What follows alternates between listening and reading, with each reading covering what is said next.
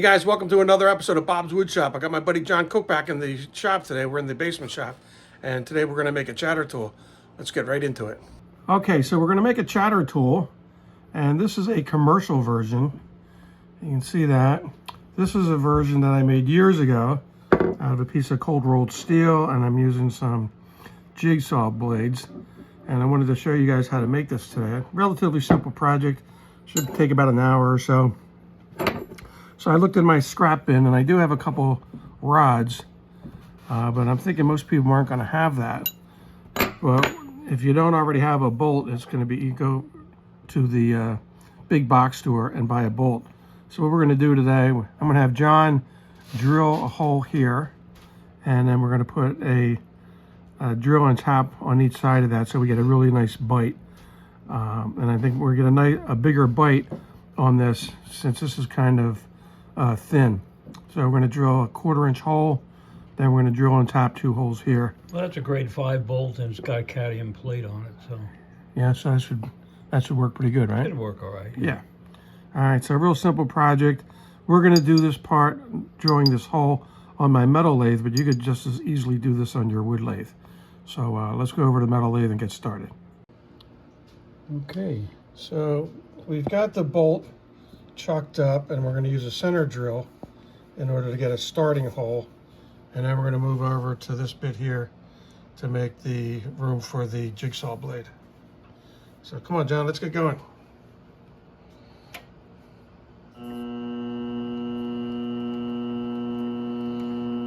Like I said, this particular process you can easily do on your woodworking lathe. Just drill slow. Let's get that cranked up to about 350. And we're just doing a starter hole for the drill bit.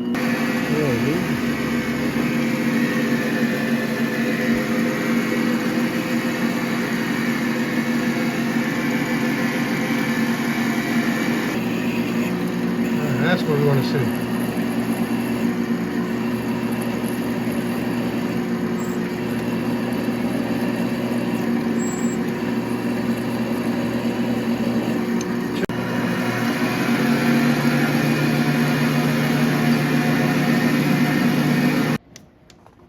So again, we just made it a little bit pretty, that's all. Get it off. Okay. So this is like a 4-inch bolt. And that's all you need. Then we're going to drill and tap a couple holes in this head.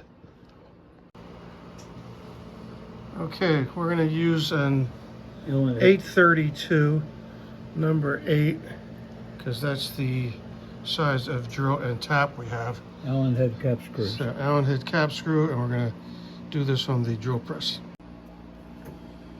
Okay, so we got this chucked up in a drill press vise, and we want to make sure we're running parallel with the vise and the floor. So in order to do that, you can put a little metal ruler on here, and that way you know you're going to be drawing in perpendicular. So okay, let's drill that first hole.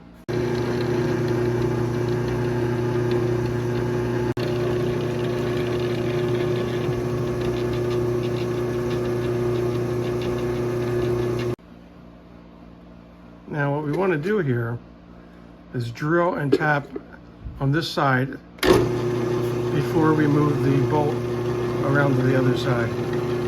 That way we know we're perpendicular the whole time.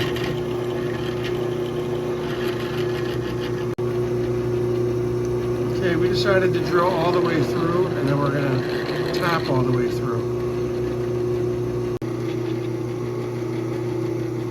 Helps a lot to have a retired tool and die guy here, but this is a pretty simple process, and I think most woodworkers can do this.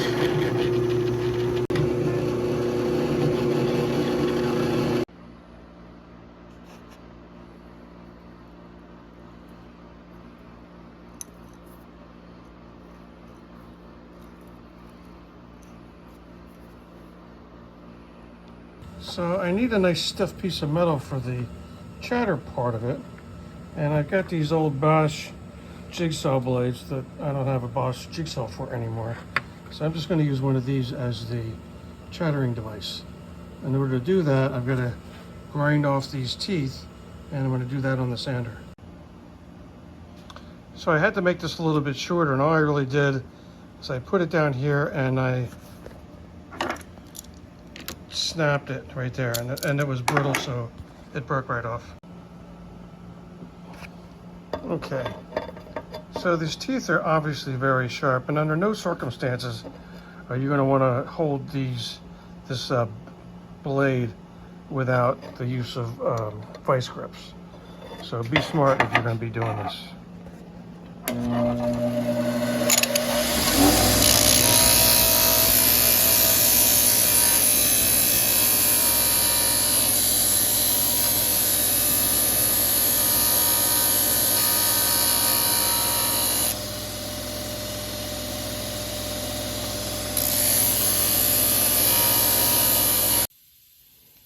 Okay, let's review. We're up in the wood shop now to turn the handle. And again, this is the commercial version. So we got a big shaft and then the piece of flex metal. This is the bolt that we just did. And that's with a jigsaw blade. And if you didn't like these cap screws, you'd always just put in regular set screws, but I don't mind that a bit. And I got a piece of sapelli. And I got a copper ferrule that I cut from a piece of pipe. Okay, I got this checked out. First thing I want to do is create a little tenon on here so it's round going in here versus square like that. That's not the safest.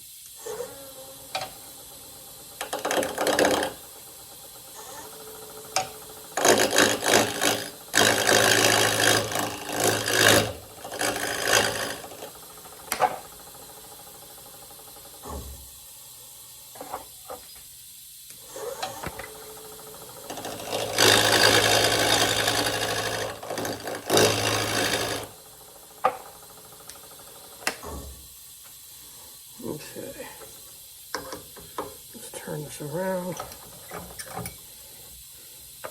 This is a better way to secure a piece of wood on a chuck.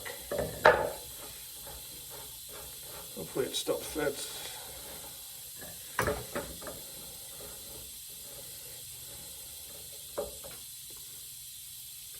Now I'm going to rough it out using my spindle roughing gouge.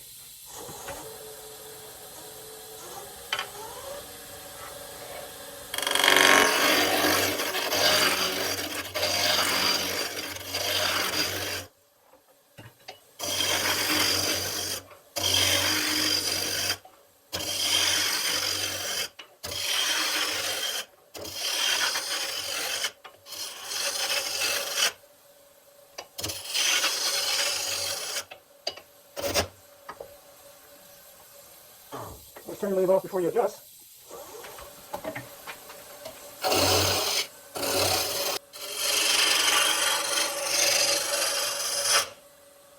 I'm going to go ahead and measure for the tenon for the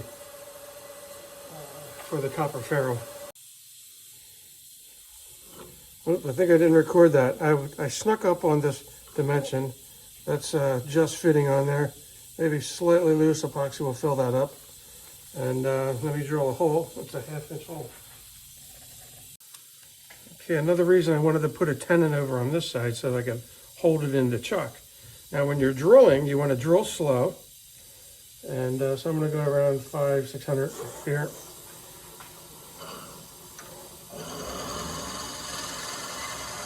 And I'm going to go in about 1 inch.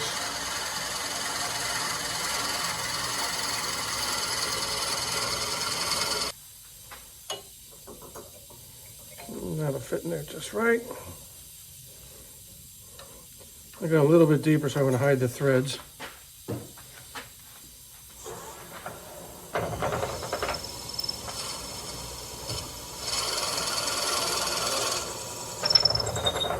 And that should be good. From there, all I got to do is go ahead and shape the handle to something that's pleasing to my eye and to my hand. Use my bigger cone center, my 60-degree cone center, and then, yeah, just come along just fine. Okay, just going to pick another pattern that I like. So have a bead here, a cove here, and another bead here. Define the shapes.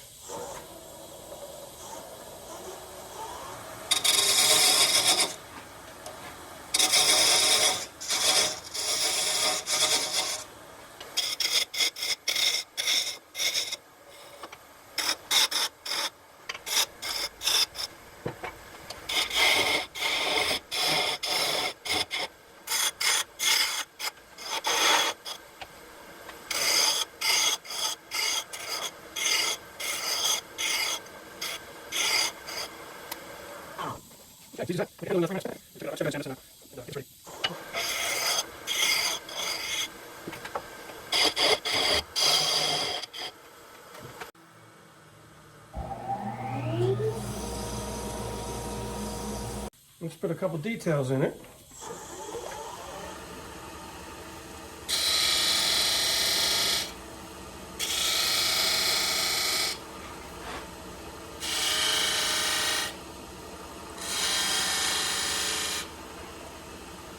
And we'll do a final sanding off camera. Clean up the copper, and it's almost done.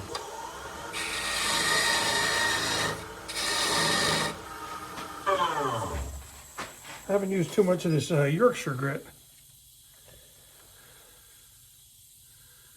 before, not sponsored. And I usually use triple E polish, but I'm going to use a little bit of this since I have it.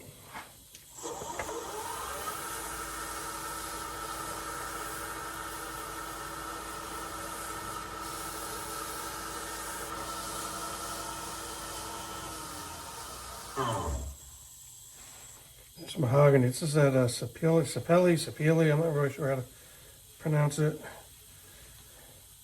It's a beautiful wood. It turns wonderfully.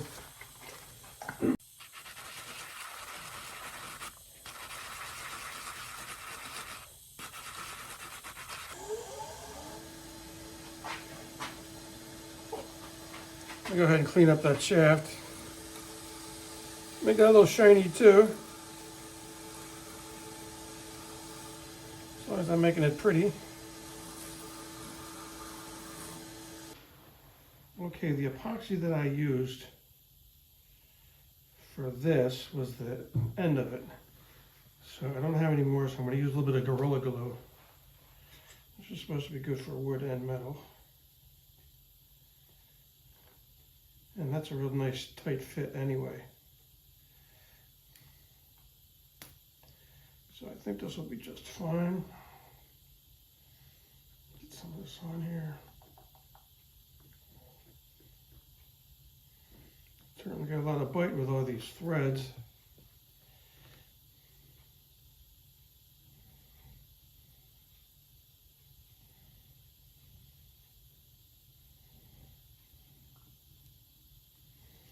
Oh, that's a compression fit for sure. It's fighting me.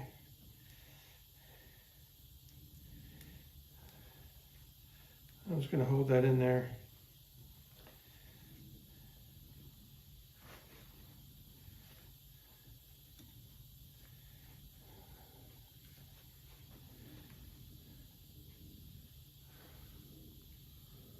So, hey, very attractive tool. Just saved myself $60 or $70. I really don't know what these cost anymore at this point. I'm going to let this dry, and then we will try it out, see if we get a chatter.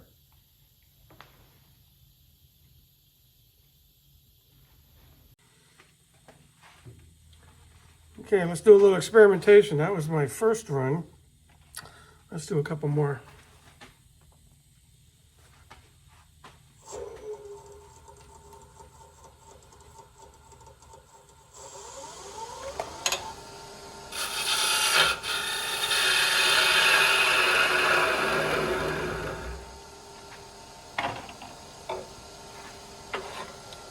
When you use this tool, keep the tool away from the work. Let's see.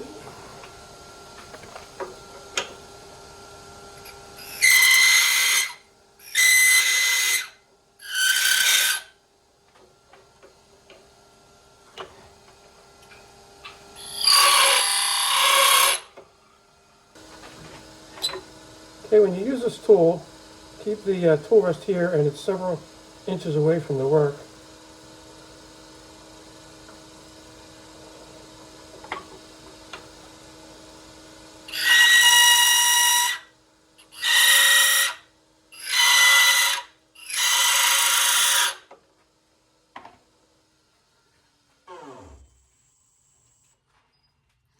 So different angles produce different results. Since it's Christmas, let's use some Christmassy colors here.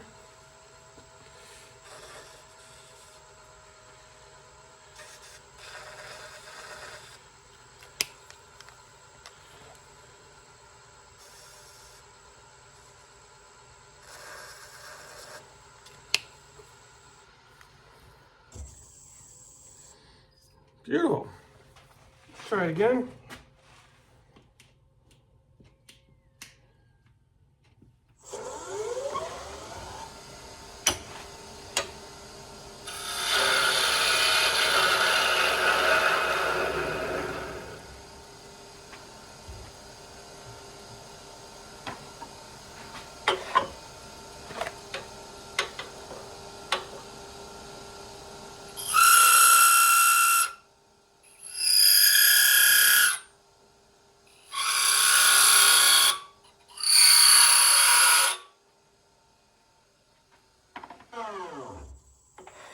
Very similar as before. What you can do, you can make different profiles on this. You can make it round or more square. So I might come up, get some more jigsaw blades and just make different profiles on that. Instead of a point, make it square and round. And I'm going to get different profiles, or different chatter marks, I should say.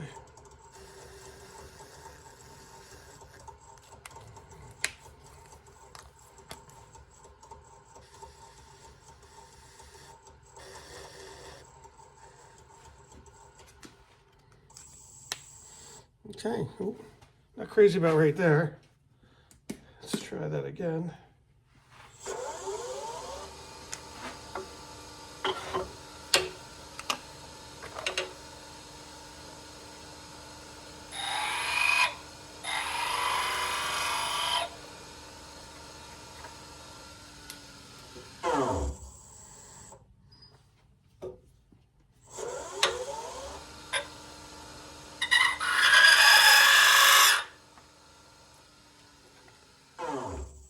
Cool thing about turning, you don't really make any mistakes. You just get different designs. And yeah, it's coming up. It's okay, not bad. Not great, but not bad. Hey, let's do this.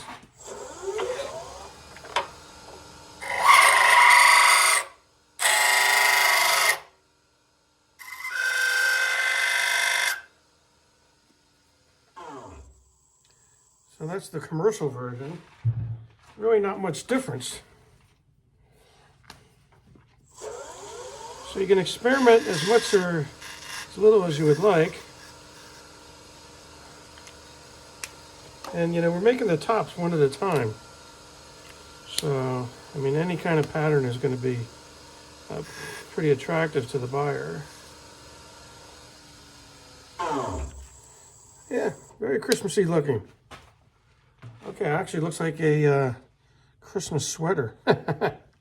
So, okay, well, I hope you guys like that. This is a homemade texturing tool from Bob's Wood Shop.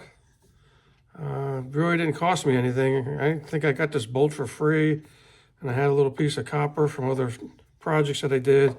Some scrap mahogany, a jigsaw blade that I don't have the jigsaw for anymore. This is from a boss. I've got a different brand now. And yeah, that's all you need. If you didn't like these little cap screws, which doesn't bother me, you can use just regular set screws. And again, the reason I kept that bolt nice and wide there is that I had a lot of distance to go from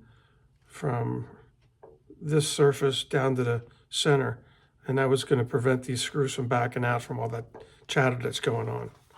So, okay, so that wraps it up. I'll catch you on the next one. Bye-bye.